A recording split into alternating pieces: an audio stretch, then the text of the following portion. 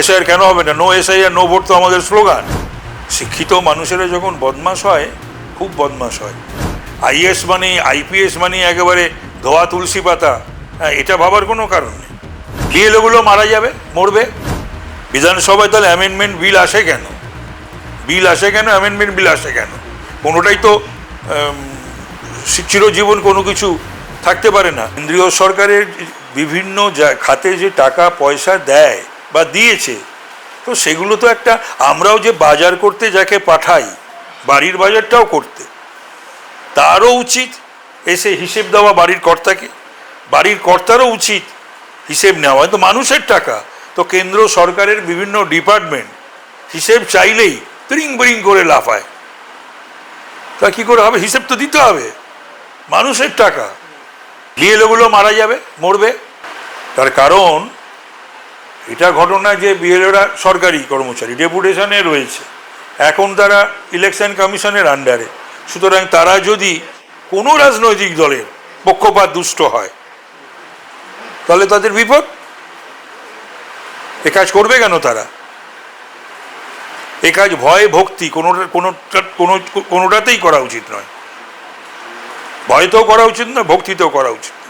তো বাড়াবাড়ি করছে নিরাপত্তা বলে যারা বলছে, তারা আমার মনে হয় এগুলো বলে সে বলুক, তারা সেটা ইসি, এটা তো আমার দায়িত্ব না, আর আমি তো ইসির মুখপাত্র নই। ওর সেটা ইসিকে গিয়ে বলুক যে আমরা নিরাপত্তার অভাব বোধ করছি। এসআইআর কেন হবে না? নো এসআইআর নো ভোট তো আমাদের স্লোগান।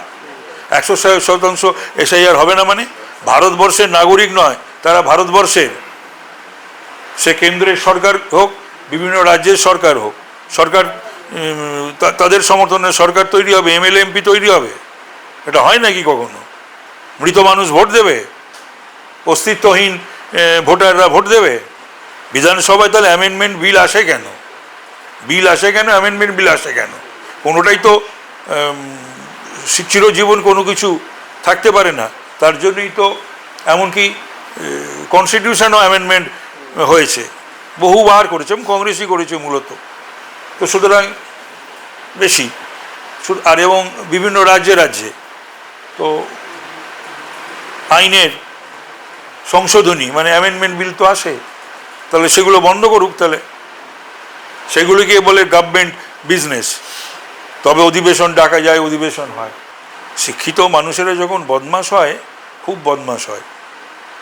এবং ইদানিংকালে দেখা যাচ্ছে যে যত রকমের বদ মানুষেরা, তাদের সকলে নয়, বেশিরভাগ ক্ষেত্রে তাদের কিন্তু একটা শিক্ষাগত যোগ্যতাটাও রয়েছে।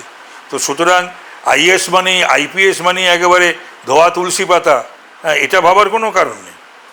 এবং তারা কোনো অন্যায় করে না, তাদের কোনো করাপ্টেড নয়, এটা ভাবার তো কোনো কারণ নেই। এটা ওরাও বলবে না। কোনো আইপিএস বা আইএসকে জিজ্ঞাসা করুন তো গিয়ে, সেও বলবে না যে না, আমাদের সকলে আইএস আইপিএসরা সকলে সৎ নিষ্ঠাবান। উচিত কিন্তু নেবেটাকে। এবং মমতা ব্যানার্জি মোটামুটিভাবে যে সকল আইএস আইপিএসরা একটু যাদের ত্রুটি বিচ্যুতি দোষ বা তাদের সম্পর্কে এটা সেটা শোনা যায়, উনি তাদেরই একটু বেশি পছন্দ করেন। সেই সময় তো সিপিএম পরিচালিত বামফ্রন্টের আমলেও যে সমস্ত আইএএস বা আইপিএসরা যারা ওই তোষণের রাজনীতি, বাড়াবাড়ি বা অসৎ ছিলেন বা বাড়াবাড়ি করেছিলেন, যেগুলো করার কথা নয়, করাপ্টেড ছিলেন, পরবর্তীকালে তাদেরকে তো উনি নিয়েছেন এবং প্রাইজ পোস্টিং দিয়েছেন।